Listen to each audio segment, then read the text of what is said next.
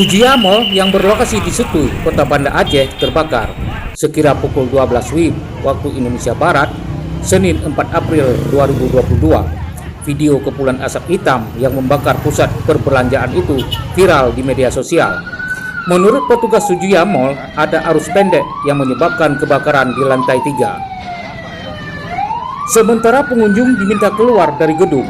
Kebakaran terjadi di lantai 3. Kami disuruh keluar, kata Khairia, warga Kaju yang saat itu sedang berbelanja.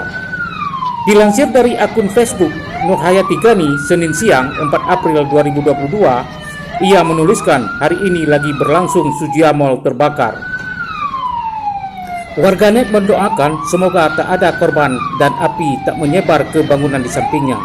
Saat ini petugas pemadam kebakaran sedang memadamkan api di lantai 3 gedung.